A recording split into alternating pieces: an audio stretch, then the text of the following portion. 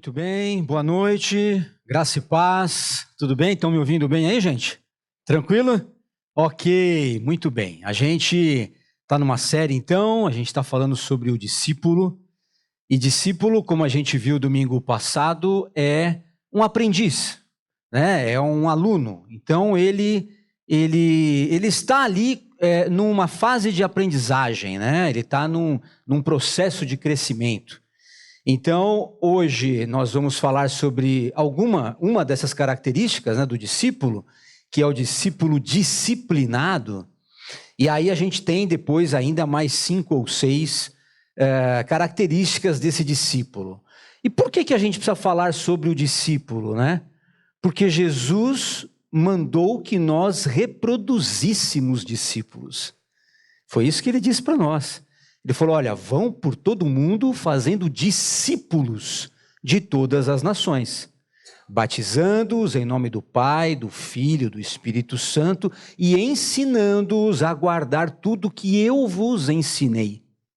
Então, percebam que é um ciclo, né? Jesus ensinou discípulos e mandou que eles formassem outros discípulos. Não sei quem está aí acostumado aí com essa questão de discipulado, mas principalmente naquele contexto do Novo Testamento, ele tinha muito a ver com um estilo de vida. Porque na Grécia Antiga, né, e aí que ficou famoso essa questão de realmente você ter ali um processo de aprendizagem contínua, mas os judeus também já faziam isso, né? Os rabinos, eles também tinham ali os seus discípulos para ensinar, mas muito mais do que passar conteúdo, os mestres queriam que os seus alunos, seus aprendizes, começassem a ter um estilo de vida parecido com o dele. Então, o mestre ensinava aqueles jovens para a vida.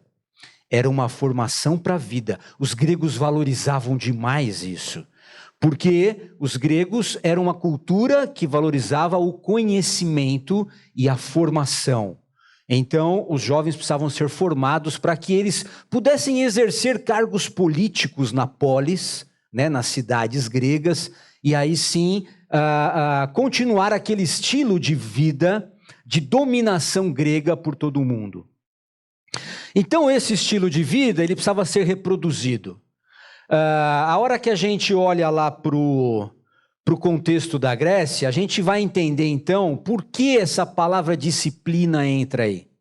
Ela faz parte aí, né, da raiz da palavra discípulo, e era exatamente o que significava a formação do aprendiz. Então, esse processo de formação do mestre com o seu discípulo se chamava disciplina. Ok? Não sei quem estava familiarizado com essa palavra, mas é exatamente daí que vem esse contexto. Agora, isso é muito diferente da nossa cultura de hoje. A nossa cultura de hoje tem mais a ver com isso daqui, olha. Prazer, liberdade. Não é? Eu quero fazer as minhas escolhas. Eu não quero ficar preso a um processo. Hoje está tudo muito fácil. Hoje você acessa uma informação em 3 segundos na tela do seu celular. Você pede um sanduíche com 3 minutos, ele já está pronto no fast food, né? Se você quiser uma comida em casa, uma roupa, um tênis, tudo chega no máximo 3 dias. Está tudo lá na porta da sua casa. A gente fica com a impressão de que está tudo pronto hoje em dia. Está tudo pronto, porque a gente não acompanha o processo de produção, por exemplo, das roupas, dos tênis. Você não acompanha o processo. Você só recebe a caixa lá na sua casa. Então você fica com uma ideia, uma ilusão de que está tudo muito fácil, muito rápido. A comida também. Você não acompanha as etapas de plantio, de colheita, de transporte, de armazenagem, não é? Não acompanha nada. Então chega tudo pronto e você fica com essa ideia. Essa, então, cultura que nós temos hoje é a cultura do imediato. Eu preciso fazer o que me dá prazer, não o que é necessário. não o que é importante. É o que me dá prazer. Então, se a minha empresa que eu estou trabalhando está me dando uma boa, um bem-estar, uma boa satisfação, uma carreira promissora e tal, tudo bem, então eu continuo nessa empresa. Mas se a empresa em algum momento falhar numa dessas propostas, eu vou procurar outra. E a gente vai reproduzindo isso em outras áreas da vida, até nos nossos relacionamentos. Então, se eu estiver com alguém que estiver suprindo as minhas necessidades, me gerando um bem-estar, e eu estou sendo ali satisfeito, né, naquela relação, tudo bem. Mas a partir do momento que aquela pessoa não me entregar mais aquilo que ela prometeu, então eu descarto. Por quê? Porque a nossa cosmovisão de hoje é essa. Eu preciso me sentir bem, prazer, satisfação, e eu tenho que ter liberdade. A liberdade eu preciso escolher. Eu vou escolher aonde trabalhar, com quem ficar, né, aonde sair, e aí a gente vai nessa linha. É por isso que a palavra disciplina, ela não é muito bem vista hoje em dia. Se você for conversar com um jovem e falar, não, a vida é importante, na vida é importante você ter disciplina. Como assim disciplina? Né? Na vida é importante eu fazer as minhas escolhas, eu ter liberdade para ser quem eu sou, para criar as coisas, para viajar a hora que eu quiser. Eu não quero saber de disciplina. Disciplina é um negócio muito chato, é coisa das antigas. É isso, com certeza é isso que está na cabeça da maioria dos jovens hoje. Por quê? Porque quando a gente ouve essa palavra disciplina, a gente vai lembrar de algumas coisas, né? Não sei quem já passou aí por essa cena, mas eu passei, né? Então, lá em casa, o cinto estalava do meu pai. E aí, era o momento da disciplina. Então, é um momento que você não quer passar, você quer fugir dele, né? Outros talvez ouçam a palavra disciplina e vão lembrar das matérias da escola, porque é exatamente esse nome que tem lá. Se você tiver que estudar, são as disciplinas que você tem que conhecer. Não é à toa que chama disciplina, é um processo de formação do aluno. Entendem? Ok, talvez você lembre da sua fase militar, né? E aí você até arrepia aquelas horas, aqueles dias, você tinha que acordar no horário e aquela disciplina militar e restrição de alimento, restrição de sono, e você está ali fazendo testes de sobrevivência. Tudo faz parte da formação do soldado. Ou talvez você lembre até de um cenário corporativo, onde em algum momento você assinou uma advertência, né? Isso também faz parte das disciplinas lá na empresa. Agora, eu quero destacar aqui que algumas sociedades, elas se desenvolveram em cima desse valor chamado disciplina. Essa aqui é uma foto de crianças lá na escola em Tóquio, no Japão, aprendendo o valor de cuidar do seu espaço comum. Então, além das disciplinas curriculares, eles também têm a sua formação de higiene, de cuidado do ambiente, desde cedo. Vocês lembram aí as imagens das Copas do Mundo, as últimas recentes? Os torcedores japoneses levando o saco de lixo e no final das partidas eles recolhem o lixo de todo mundo, não é só o deles. Por quê? Desde cedo eles aprenderam uma formação de que eles precisam cuidar do ambiente público. Eles precisam deixar um ambiente coletivo agradável. Então isso faz parte da disciplina e do ensino dessa sociedade que a gente tanto admira, né? Uma sociedade japonesa é realmente uma referência para nós nessa área. Uma outra sociedade que também é conhecida por sua disciplina, mas no horário, nos contratos, na pontualidade, é a britânica. E aí ficou famoso, né, a pontualidade britânica, porque os caras realmente têm esse valor de ser disciplinados no horário, coisa que a gente não tem, não é? A gente não tem esse valor. É muito difícil a gente combinar alguma coisa com um brasileiro e a pessoa chegar no horário. Parece até que faz parte, né, é praxe, 5 minutinhos, né, 10, está tudo certo. Até aqui na igreja a gente tem essa prática aqui que a gente vê. Né? Poucas pessoas chegam no horário, chegam antes para conversar com as pessoas, para dar bom dia, para dar boa noite, para cumprimentar o seu irmão. Muitas pessoas chegam na hora da música, outros já chegam até na hora da pregação. Muito bem. Uma outra sociedade que é uma referência para nós é a israelense. Os judeus, né, eles são referência em pesquisa médica. Eles têm uma disciplina tremenda para desenvolvimento nessa área de saúde. Enquanto seus vizinhos estão lá, em alguns grupos, claro, tentando explodir o Ocidente, eles estão ali construindo mais conhecimento de tecnologia e pesquisa para a ciência. Vários prêmios Nobel, né? A maioria, aliás, judeu, origem judaica. Muito bem. Então, dito tudo isso, por que essas sociedades elas estão valorizando então a disciplina? Porque elas entenderam o propósito do processo. Elas entenderam que esse processo é benéfico para a sua sociedade. Ele gera uma cultura, ele gera um hábito saudável, ele gera renda, né? Ele gera prosperidade para a nação. É por isso que a disciplina lá continua. Eles não se omitiram, então, da responsabilidade.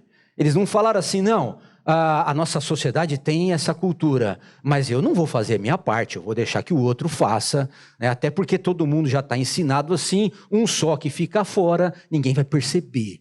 Não é assim. Por quê? Porque isso é um valor dentro deles. E a sociedade cobra, a família cobra, todo mundo. Olha, você precisa se adequar aos valores da sociedade. É assim que funciona. Então, por isso, eles pagam o preço deste aprendizado. E tudo tem um preço na vida, não tem, gente? Tudo tem um preço. Nada acontece por acaso. Por mais que a gente viva nessa sociedade fast food, né, tudo tem um preço e um processo para acontecer. Por isso que quando a gente olha para uma foto dessa daqui, jovens felizes se formando, a gente tem que lembrar que tem muita disciplina aí nesse processo. Ninguém vai para uma formatura de 4, 5, 6 anos, dependendo do curso, sem disciplina para estudar. Enquanto amigos saindo, eles, não, eu tenho uma prova, eu tenho um trabalho para entregar, eu tenho um projeto para desenvolver, eu tenho o meu TCC para fazer, entendeu? Então eu preciso pesquisar sobre um tema, eu preciso desenvolver uma área, disciplina. Ninguém se forma sem disciplina, gente. Isso não existe. Atletas, então, não preciso nem falar. Todo mundo sabe o que é a disciplina da vida de um atleta. Né? Eu citei o exemplo do Marquinhos, que é o nosso professor de jiu-jitsu aqui na igreja e no projeto do Equipar. E uma vez eu estava conversando com ele estava me contando como é que é a disciplina dele antes das provas. Fantástica a alimentação dele, toda regrada, quantidade, peso, carboidrato, proteína e tal, horário certinho, tantas refeições por dia, descanso, sono, tal, tudo regrado. Eu falei, caramba, fantástico. Às vezes a gente olha para o negócio, para as medalhas que o cara tem lá na casa dele, para os troféus, né? E você fala, mas o cara tem... tem gente que ainda fala assim, ele nasceu com essa habilidade. Entendeu? Não, meu querido, ele desenvolveu isso em cima de um processo, penoso, que você talvez não quis pagar, mas ele está lá pagando. Então, esses atletas para chegar aí no topo e ser o número 1 do mundo, muitas horas de treino, muitas horas. Eu não sei quem já viu uma entrevista do Oscar Schmidt, né, o nosso grande atleta de basquete, né? E todo mundo, ele bateu todos os recordes, né, de pontos, enfim, único brasileiro lá no Hall da Fama da NBA, nos Estados Unidos e tal, os caras reverenciam ele lá, E aí, ele é muito sincero, né? Numa entrevista, o pessoal falou, cara, mas que habilidade, que dom que você nasceu. Ele falou, opa, não, eu não nasci não, cara. Pelo contrário, eu percebi que outros tinham muito mais habilidade que eu. Por isso eu treinava muito mais que eles. Então, depois dos treinos, eu ficava lá, sozinho, arremessando 300 bolas por dia. 300 bolas por dia. E aí o resultado, ele ficou com uma precisão fantástica nos arremessos. Então, é muito lindo a gente achar que tá tudo bem, né? As coisas são fáceis, não são. Disciplina por trás também de um reconhecimento de uma empresa, por exemplo, que vai lá pro prêmio de melhores empresas do ano, e tem muita disciplina atrás aí dessa empresa que precisou desenvolver produto, que precisou capacitar a equipe, né, que precisou desenvolver clientes. Tem tudo uma estratégia por trás. As coisas não caem assim no colo.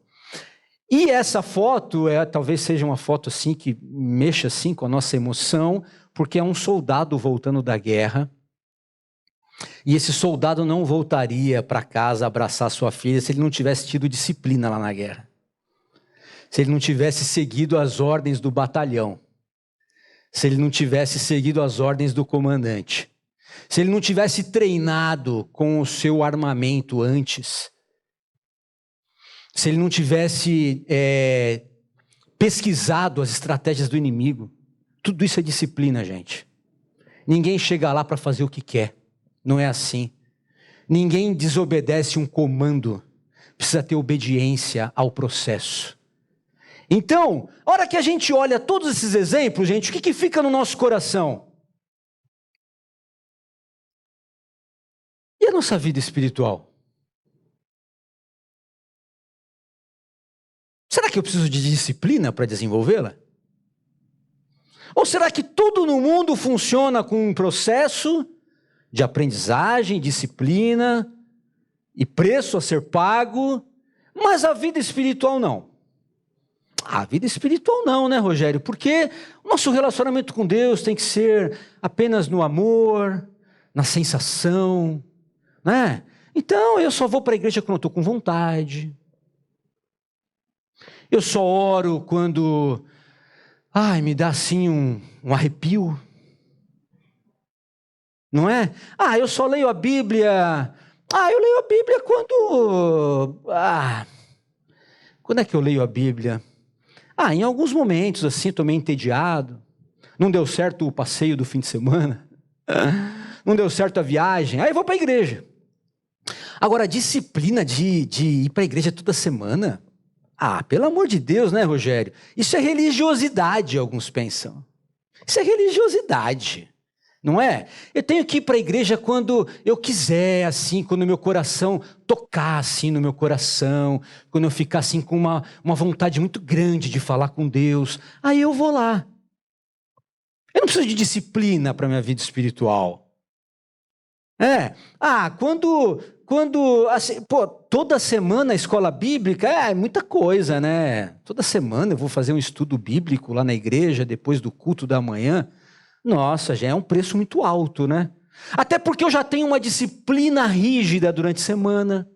Eu já trabalho, já estudo. Então, no fim de semana, eu não quero saber de horário. Eu não quero saber de disciplina no fim de semana. Eu sou livre. Mas lá no meio da semana, eu tenho que cumprir a disciplina, sabe por quê? Porque a empresa paga o meu salário. Então, como a empresa paga o meu salário, lá eu não posso falhar. Mas aqui na igreja com Deus, né? Aqui ninguém me paga nada, né? Então eu vou quando eu quero mesmo. Entendeu? Ninguém tem nada a ver com isso. Não devo satisfações para ninguém. Gente, o pior é que tem muita gente pensando assim. Não é brincadeira, não. Não é brincadeira, não. A gente ri para não chorar. Porque é cômico se não fosse trágico, né? Aquele ditado. E a gente quer levar a vida espiritual de qualquer jeito. Mas a gente quer, assim, os grandes milagres de Deus. Isso a gente quer. Entendeu? Senhor, eu quero a tua intervenção. Pai, eu sou teu filho. Na hora de cobrar, a gente é ótimo. A gente é ótimo na hora de cobrar. Senhor, eu sou teu filho, eu te sirvo há 20 anos. Como é absurdo o que está acontecendo comigo. Eu espero mais do Senhor. Que injustiça. Por que o Senhor não está vendo isso? E a gente, poxa, Senhor, aquela promoção era minha. Quem ganhou nem teu filho é. E a gente fica fazendo esse tipo de comparação. A gente é muito bom para cobrança com Deus. Mas a gente talvez não seja tão bom no processo de aprendizagem, de disciplina espiritual. Sabe por quê, gente? Porque as Escrituras apontam para isso. As disciplinas espirituais sempre foram a base da formação da igreja. Sempre foram. E antes da igreja, com os judeus, sempre foram. Disciplina. Os pais ensinavam os filhos judeus e eles tinham que saber de cor a Torá até certa idade. Tinha que fazer ali um teste para saber se realmente o pai ensinou e ele aprendeu. Isso exigia disciplina. A igreja, quando começou, a igreja primitiva, diz o texto que ela se reunia todos os dias no templo, de casa em casa, disciplina, regularidade. Os escritos históricos da época diziam que os cristãos tinham a prática de jejum 3 vezes por semana. Regularidade. Não é assim, um dia eu faço. Qualquer dia eu entro. O pequeno grupo, mas uma noite toda semana, uma noite no meio da semana, é muita coisa, né? Eu tenho tanta coisa para fazer e tal. E não dá, né? Essa regularidade me quebra, entendeu? Já estou cansado, já fiz tantas outras coisas, estou cansado. Eu quero... Gente, a nossa mente, ela é programada para o conforto. Vocês sabiam disso? Vamos pesquisar isso. A nossa mente, ela está sempre procurando a forma mais rápida de chegar ao resultado. Ela é assim. Deus fez dessa forma, não tem nada de errado nisso. Por quê? É a lei da sobrevivência. Então, se eu tenho que chegar a um destino e eu tenho 2 caminhos e um é mais curto, a minha mente vai me levar para o caminho mais curto. É óbvio. Ela nunca vai me levar para o caminho que demora mais, que eu vou gastar mais energia, que eu vou ficar mais cansado. Não, porque a mente está pensando em tudo isso. Eu preciso poupar energia para alcançar o resultado, para fugir da caça. Lá na época, para buscar a minha caça, para comer. Então, o cérebro, ele é assim. Então, se nós deixarmos, o nosso cérebro vai sempre nos conduzir para o conforto. Entre eu ter uma disciplina rígida, que vai me gerar um resultado lá na frente, e sentar no sofá e assistir uma série, aquilo vai me dar muito mais satisfação na hora. Entende? A nossa mente, ela libera neurotransmissores de prazer quando nós acessamos alguns conteúdos. Vocês sabem disso. A pornografia, por exemplo, é uma área dessa, que acessa o seu cérebro. Ela te dá uma sensação de satisfação e resultado imediato de prazer quando você assiste aquilo. Então, se eu for deixar para o meu coração corrompido e para a minha mente enganosa, ela vai me levar para aquilo. E não para ir fazer um estudo bíblico no meu quarto. Porque aquilo não vai me gerar uma liberação de ocitocina na hora. Aquilo ali é um processo de aprendizagem contínuo que vai me gerar vida eterna. Mas é um processo, são gotas a cada dia. A cada dia. As pessoas falam assim, nossa, mas eu já venho na igreja há tanto tempo, eu não preciso ouvir mais nada, eu já sei tudo. Não é? E eu gosto daquela história que o pessoal fala assim, mas espera aí, você lembra de todas as refeições que você comeu ao longo da vida? Que a sua esposa preparou para você? Não, eu não lembro, mas elas foram importantes para te sustentar todos os dias.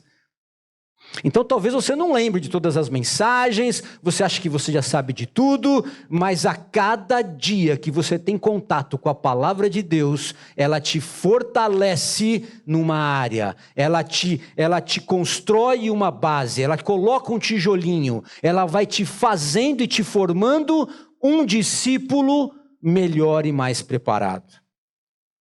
É por isso que as disciplinas espirituais são muito importantes. Cada um sabe da sua agenda, da sua vida, mas isso aqui é prioridade porque isso gera vida eterna.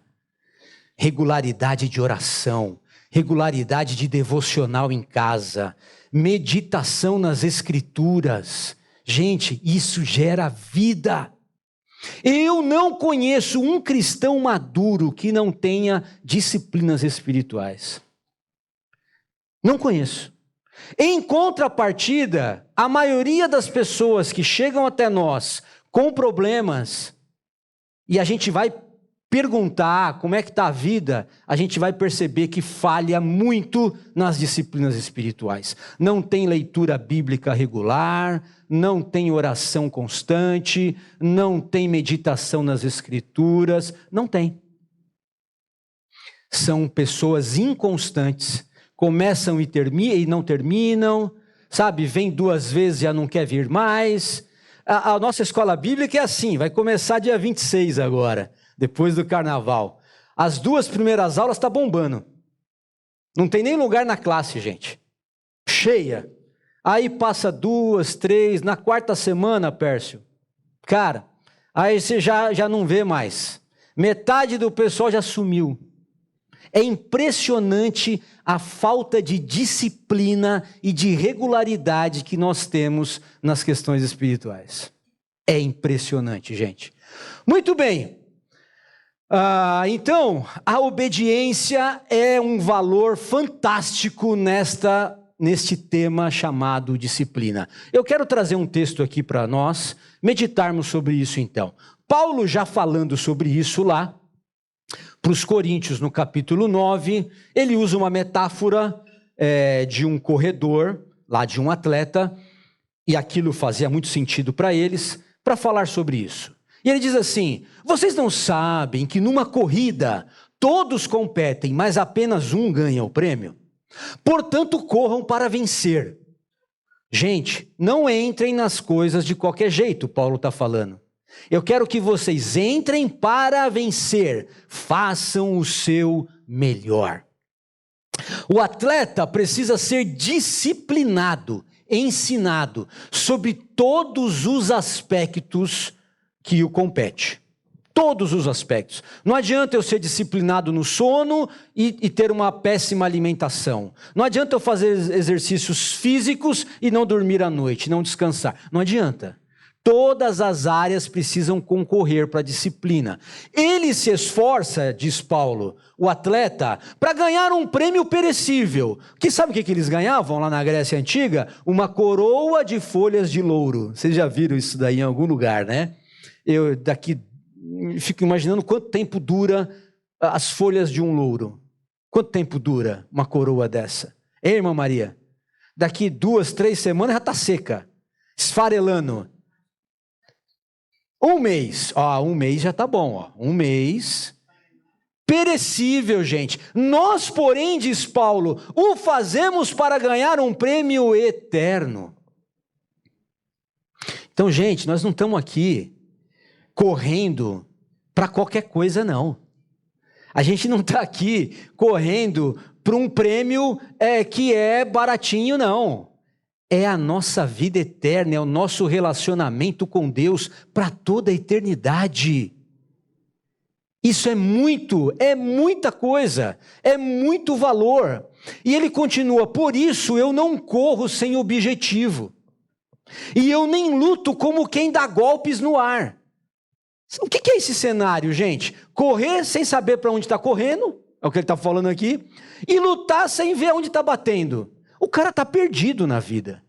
Ele está gastando suas energias, né? Ele está ali competindo, mas ele não sabe por quê, não tem propósito de vida. Esse cara não tem propósito de vida. Ele está sem meta, sem alvo, sem foco, sem objetivo.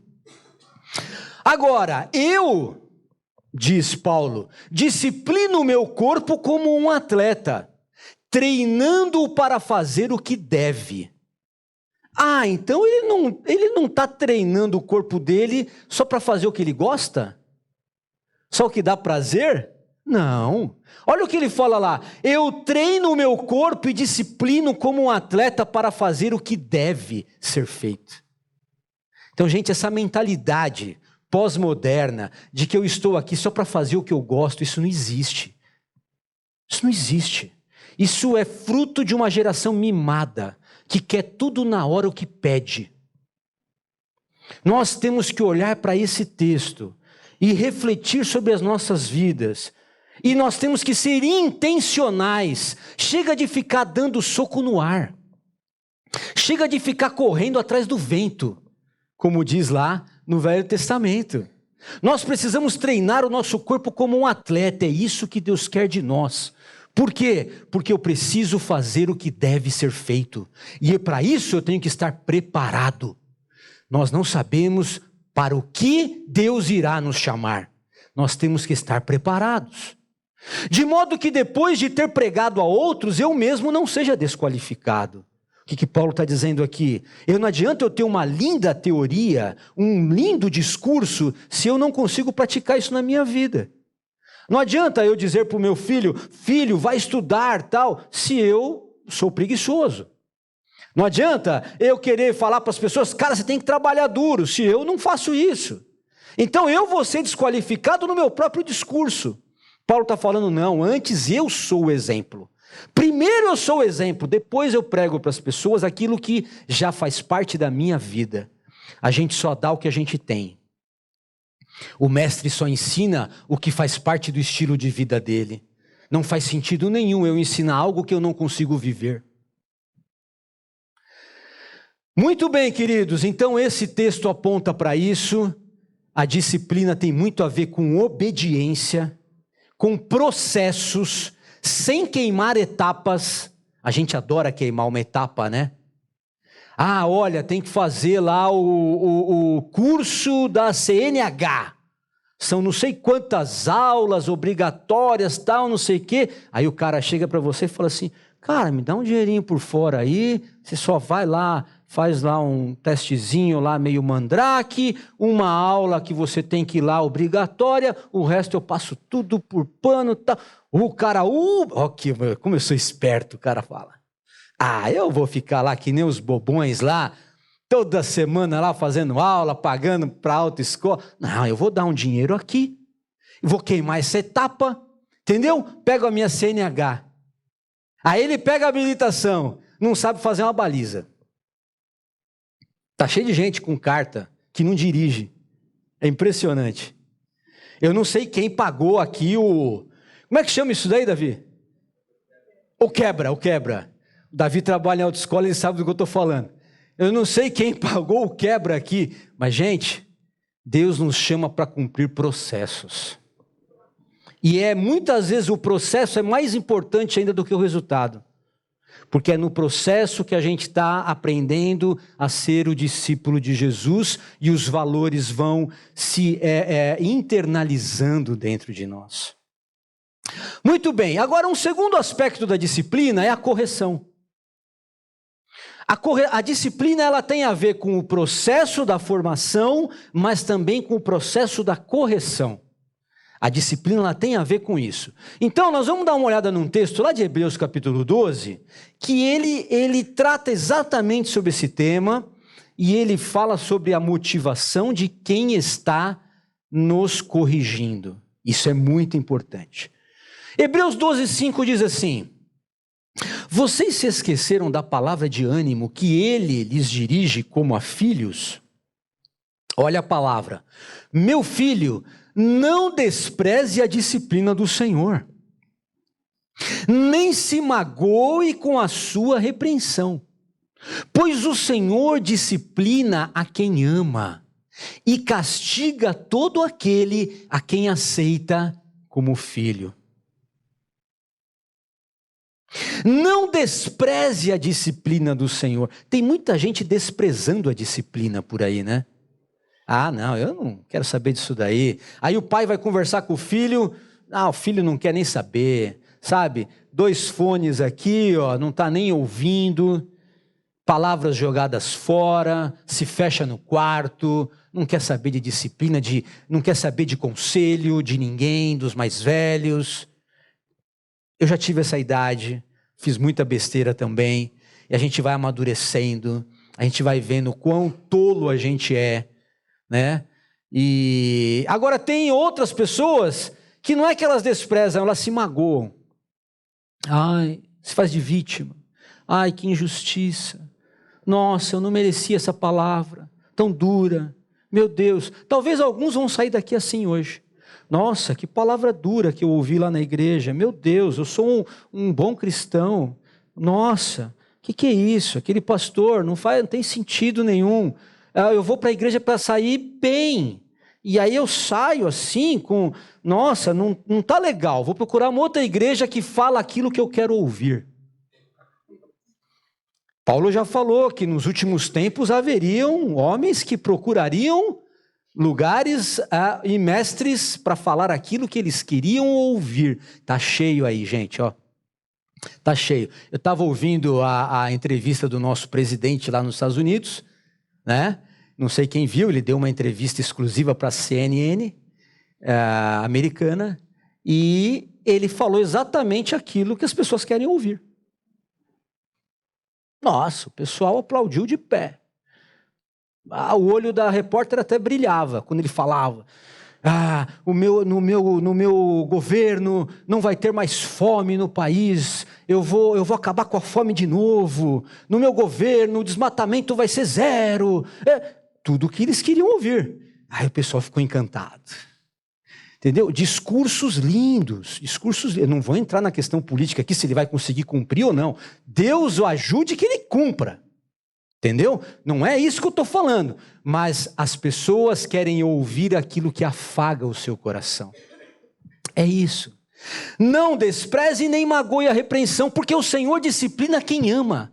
Então, se você está sendo repreendido por Deus, o que é uma repreensão de Deus? É uma privação. Porque é na privação que a gente reage. Enquanto não está faltando nada, meu querido, a gente entra numa zona de conforto. Essa que é a verdade. A gente sabe disso. Se está tudo bem, não está te faltando nada, e você relaxa. Eu sou assim também. A gente é sem vergonha. Essa que é a verdade. Agora, a disciplina, o processo de correção de Deus, ele vai trabalhar na privação. O que é a privação? Muitas vezes é a privação financeira. A pessoa se sentia muito orgulhosa, muito autossuficiente, pisava nos outros. O que Deus faz? Opa, peraí, meu filho. Eu vou te ensinar a depender. Eu vou te ensinar a ser humilde. Eu vou te ensinar a pedir ajuda. E aí, muitas vezes, é um desemprego. É um negócio que não deu certo. É uma situação difícil aí. Em outros momentos, é uma privação emocional. Você está tão apegada a algumas pessoas, a alguns lugares, a alguns cenários, sabe? Você está tão envolvido, você valoriza tanto aquilo que Deus ficou para a 3ª, 4ª, 5ª opção. E aí ele fala, opa, peraí. É aquela prova que ele fez com Abraão, né? Entrega o teu filho aí para mim, Abraão. Então, essa dependência emocional de pessoas e situações, ela tem que ser quebrada. Mas isso é para o nosso bem. Por quê? Porque se nós continuarmos idolatrando os outros, Deus não está no centro das nossas vidas. E se Ele não reinar nos nossos corações, como reinaremos com Ele para a eternidade? Então é necessário, muitas vezes, Ele nos tirar algumas pessoas. Muitas vezes Ele nos tira a saúde. Muitas vezes nos tira tempo. E essas privações vão nos ensinando, é o processo pedagógico de Deus. O texto continua, suportem as dificuldades, recebendo-as como disciplina, porque Deus os trata como filhos. A gente precisa entender a nossa filiação, gente. A gente precisa entender a nossa relação com Deus. Deus não é um ser assim enorme, gigante, todo-poderoso, que está em algum lugar do universo, tomando decisões importantes. Ele é tudo isso, mas ao mesmo tempo ele é um pai amoroso, que ouve a oração do seu filho e que quer ter um relacionamento íntimo, profundo e pessoal com cada um de nós. Entendem? Então, quando a gente entende isso, a gente descansa e confia nos processos que Deus está fazendo conosco. Pois qual o filho que não é disciplinado por seu pai? Qual? Naquela época não existia. Todo filho era disciplinado por pai. Hoje está mais relaxado, né? Hoje tem pais que não disciplinam mais seus filhos, infelizmente. Eu não estou falando de bater aqui, viu, gente? Estou falando de bater. A disciplina, eu nunca precisei dar um tapa nos meus filhos. Mas não foi por causa disso que eles não foram disciplinados. Muito bem educados, graças a Deus, super disciplinados. Minha esposa está aí para dizer. Muita conversa, muita postura, muita autoridade, muito olho no olho, explicando os processos, entendendo por que as coisas estavam acontecendo. E eles cresceram com essa dimensão desse conhecimento. Se vocês não são disciplinados, eu não quero ser disciplinado, mas olha o que acontece. A disciplina é para os filhos. Então, se vocês não são disciplinados, vocês não são filhos. Então, você quer ser filho disciplinado ou você quer não ser disciplinado, mas também não ser filho? Tem essas duas opções.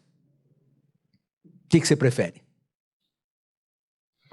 E aí no versículo 9 ele diz: além disso, nós tínhamos pais humanos que nos disciplinavam e nós os respeitávamos. Isso também é coisa do passado, né? Porque está cheio de filho que não respeita mais os pais, infelizmente. Quanto mais devemos submeter-nos ao Pai dos Espíritos, para assim vivermos. Então, o respeito à disciplina de Deus gera vida. O autor de Hebreus está dizendo.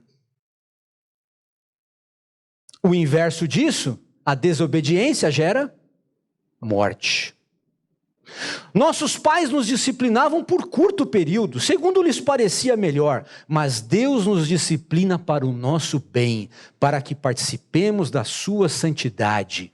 Isso daqui é uma linguagem figurada para nos dizer que essa santidade, ela é relacionamento eterno com Deus. Deus é santo e sem santidade ninguém vê o Senhor. Para participarmos dessa santidade, o Senhor nos chama então para esse relacionamento. Mas para isso precisamos estar atentos e submissos à sua disciplina. Para fechar esse texto, nenhuma disciplina parece ser motivo de alegria no momento, mas sim de tristeza. É verdade. A gente vê os nossos filhos chorando muitas vezes quando a gente coloca eles de castigo. Quando fala que não vai sair. Quando não entrega o presente que eles querem. Né? Isso acontece até na escola, às vezes aí, os educadores sabem disso. Mais tarde, porém, produz fruto de justiça e de paz.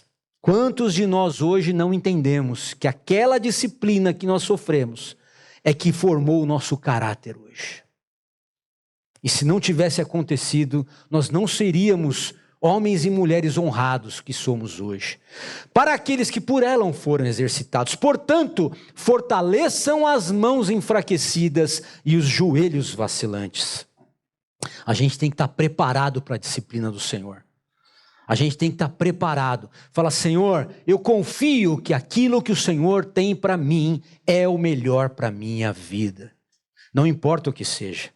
Porque se nós somos filhos amados e estamos nos braços do Pai, tudo que vier dele é bom. Tudo que vier de Deus é bom. Então nós olhamos que a disciplina nessas duas correntes, obediência e correção, gera sim uma disciplina amorosa. Vocês viram os textos, principalmente de Hebreus, dizendo que a disciplina está totalmente associada ao amor de Deus. Ao amor. Porque se Deus não nos amasse, Ele não perderia tempo nos disciplinando, porque dá trabalho disciplinar. É por isso que muitos pais não fazem hoje. Dá trabalho. Você tem que ficar lá ensinando, você tem que ficar lá repetindo. Filho, não é assim. A gente está com uma cachorrinha lá agora, né, amor? Então a gente está ensinando para ela aonde tem que fazer as coisinhas, entendeu? Que horas tem que dormir. Então, mas isso é repetição. Tem que gerar um hábito nela. A coisa mais fácil é falar assim, cansei, não vou ensinar mais não. Deixa aí fazer o que quiser. Tá louco? Já falei para você, não pode fazer isso. Mas a gente está lá, todo dia repetindo a mesma coisa. E assim é Deus conosco. Quantas vezes Ele tem que repetir a mesma coisa para a gente? Que a gente não aprende na primeira. A gente não aprende na segunda. A gente não aprende na 30ª. A gente não aprende na 1000ª. Mas Deus continua nos ensinando. Porque Ele é amor. Ele nos ama. Ele é bom e Ele quer que a gente seja transformado segundo o seu caráter. Eu quero ler esse texto de João 14 com vocês, já para a gente se preparar para a ceia. Tem muito a ver com o que a gente vai falar agora. João capítulo 14, e eu vou encerrar. João 14, versículo 15 diz assim: se vocês me amam, diz Jesus, obedecerão aos meus mandamentos. Nós acabamos de ler aqui sobre o amor de Deus por nós. Agora Jesus está perguntando sobre o nosso amor por Ele. E sabe qual é a marca que Ele está pedindo de amor a Ele? Obediência. Se vocês me amam, vocês não vão ficar cantando lá bonito, levantando a mão lá na igreja. Não, não é isso. Isso faz parte também, pode adorar, é muito bom. Mas não é a marca do amor a Deus. A marca do amor a Deus que Ele está pedindo aqui no texto é obediência. Mas não dá, né, Rogério? Porque Jesus nos ensinou coisas que não dá para a gente praticar. Amar o inimigo, perdoar as pessoas que nos traem, que nos perseguem, ser generoso, repartir o que eu tenho, compartilhar o meu tempo, servir ao próximo. Isso não dá. Isso é um preço muito alto. Mas se a gente ama a Deus, a gente obedece. Quem tem os meus mandamentos, versículo 21, e lhe obedece, esse é o que me ama, diz Jesus. Aquele que me ama será também amado por meu Pai. E eu também o amarei e me revelarei a Ele. A gente quer muito a revelação de Deus em nós, né? A gente quer uma palavra, a gente quer uma profecia, a gente quer um milagre, a gente quer tudo. Mas olha a condição aqui. Eu preciso ter um relacionamento com Deus de filho obediente. É isso que vai gerar esse relacionamento íntimo com Deus. É um amor que Ele coloca em nós. Veio dele primeiro. E eu também o amarei e me revelarei a Ele. 23, respondeu Jesus: se alguém me ama, guardará a minha palavra. É guardar de cumprir. Meu Pai o amará. Nós viremos a Ele e faremos nele morada. Aquele que não me ama não guarda as minhas palavras. Estas palavras que vocês estão ouvindo não são minhas, são de meu Pai que me enviou. Não tem como nós amarmos a Deus se não formos discípulos obedientes, disciplinados no seu processo de formação e de correção. Amém? Vamos fechar os nossos olhos, a gente vai se preparar para a ceia agora.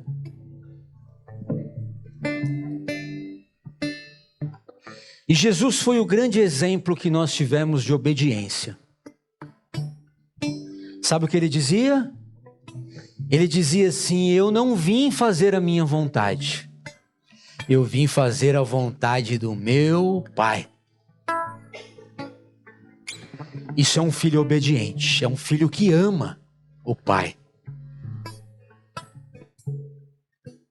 Filipenses capítulo 2, Paulo diz que Jesus foi obediente até a morte, e morte de cruz, para nos gerar vida. Por isso o seu nome foi exaltado, e ele está sentado agora à direita do Pai, reinando, porque ele foi obediente. E ele disse: eu cumpri o que Deus, o Pai, me mandou fazer. Eu cumpri a minha missão. Deus está nos chamando para a obediência hoje, gente. Deus está nos chamando para acordarmos, para sermos discípulos disciplinados, para fazermos o nosso melhor, confiando que a vontade do Pai é a melhor que tem para mim. Deus, fortalece os meus irmãos, Senhor. Capacita, Pai, aqueles que estão com joelhos vacilantes e mãos enfraquecidas. Pai, é o momento do Senhor nos renovar, nos fortalecer. Deus, gera ânimo, Senhor, em nossos corações. Pai, nós dependemos de Ti, Pai. Gera fé, esperança, convicção. Oh, Deus, nós precisamos entender, Pai, o Teu processo. Ele é bom e Ele gera vida e gera vida eterna. Nós vamos participar da mesa agora. É o momento de você ter uma autoanálise. A mesa é para todos aqueles que entenderam que fazem parte desta família. Jesus reuniu seus discípulos à mesa e disse: façam isso até que eu volte, em memória de mim. Comam juntos, continuem vivendo a vida juntos, continuem compartilhando o pão juntos, continuem orando uns pelos outros, vivam esta vida de irmandade, não vivam uma vida egoísta, individualista. Não! Estejam atentos aos seus irmãos e às necessidades, comam a mesa. Esse é o momento que nós vamos comer a mesa. Com disciplina, com regularidade. Até quando? Até quando Ele voltar. E aí nós vamos continuar comendo a mesa com Ele para todo sempre. Essa é a promessa. Essa é a proposta. Relacionamento íntimo com Deus. Isso é eternidade.